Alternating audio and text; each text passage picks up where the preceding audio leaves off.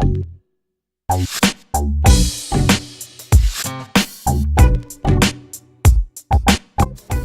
Anissa here with Firehouse Education and this week's Ask Anissa video column. And this week our question comes from Tony. And Tony sent me an email and asked, how much can you really make when you're going out and doing a cat loss or responding to some sort of a catastrophe type situation?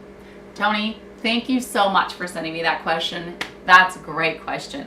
I know there's a lot of talk that goes on in forums and sometimes even on Facebook and lots of numbers being thrown around. But what I want to do, Tony, is I want to talk to you about my experience and what we've done with our company in responding. And we have been out to many catastrophe or cat loss, as we call them in the industry, type situations. And it is absolutely not a problem for you to do $10,000 to $20,000 a day in a cat loss situation. Now, that being said, I don't want you to think I'm talking about only a big company that has like 100 employees. I mean, it's very realistic to do that kind of dollar amount in a single day when you are a small to medium-sized even restoration company. Now, I know some of you might be thinking, whoa, that's a lot of money, Anissa. How the heck am I supposed to do that? Well, there's really three key things that you need to know in order to be able to do that. One is you need to know how to get that work to come into you. The second thing is you need to know how to get the resources at your disposal that you're going to need to get that work done. And of course, the third thing, which is very, very important, is how to get paid for that work once you get it done. Now, in order to know these three key things that you have to have handled, you got to have a few things in place. Just jumping up, throwing some equipment in a truck and running off with a legal pad or an iPad is not a good plan of action. Now, I've heard some stories of people running out and doing that and being highly successful, but I kind of have to wonder if those aren't urban myths, okay? And it's definitely not something that I would ever recommend. You know, for instance, the resources that you're going to need if you respond to a cat loss situation is going to be different depending on the type of loss you're responding to. Are you responding to a wildfire? Are you responding to a hurricane? Are you responding to a weather event where you're going to be dealing with frozen pipes bursting or rivers overflowing into people's homes? Very different scenarios, and the types of resources you're going to need are going to be different on each one of those. The other thing is you may need different types of resources when it comes to the actual, not just the equipment that you're using, but places for your team to stay. You may need different types of training for your actual team members and people that are doing the work for you as well. Depending on the type of cat loss you're responding to, you may need it'll help you to determine how many personnel you need to bring. Do you need to use local labor personnel?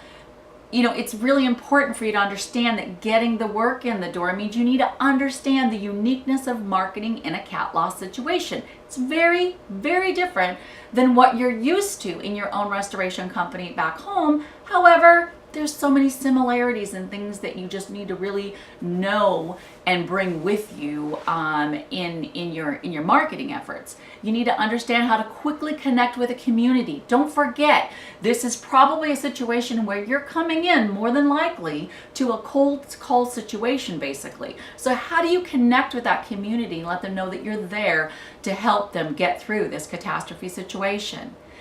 The other thing that you're going to really need to help you with those three key points is systems in place. You got to have some systems and procedures to get you through this so that your jobs get done quick, on time, your marketing is consistent and fluent, and that you get paid quickly because your invoices are getting out and getting processed right away by the insurance company, or you're swiping a credit card on their doorstep from the homeowner and you're getting paid right away as soon as that work is done, and sometimes even getting a half down up front before that work even starts. And knowing what the procedures for working in a state that maybe is not your home-based state. Therefore, your business license may be invalid in this other state. Your liability insurance. You've got to have these kind of procedures in place to check that stuff out and know what you need to do to put those pieces into place.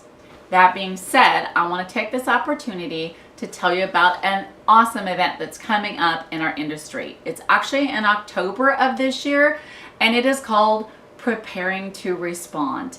And that is the event that you need to attend if you are even remotely considering going to cat loss situations and responding to them, or maybe you respond to cat loss situations, but it was kind of stressful, things didn't go really well, and you just want to learn some more and get some more systems and procedures that you can use to be more successful. And maybe you are responding to cat losses and it's going pretty good. You're pretty happy with it, but you just want to know about the latest and greatest that's out there and available for us in these kind of situations. And maybe you want to interact with others who have had success in the responding to cat loss situations, and being able to maybe network and come up with other companies that you can maybe work with in another area when something happens.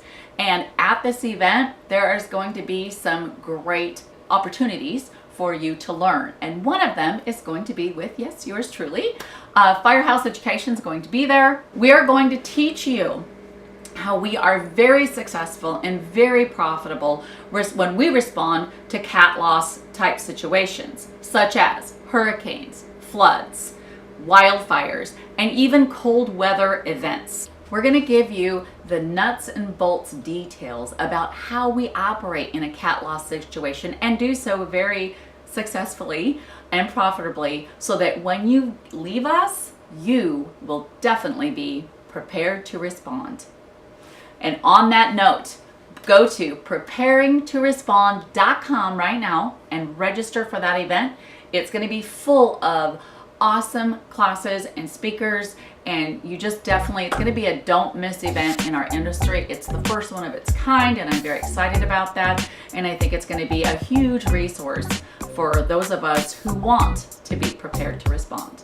And on that note, I thank you for watching. Please be sure and keep sending me in those questions, and I will see you on the next week's Ask Anissa video column.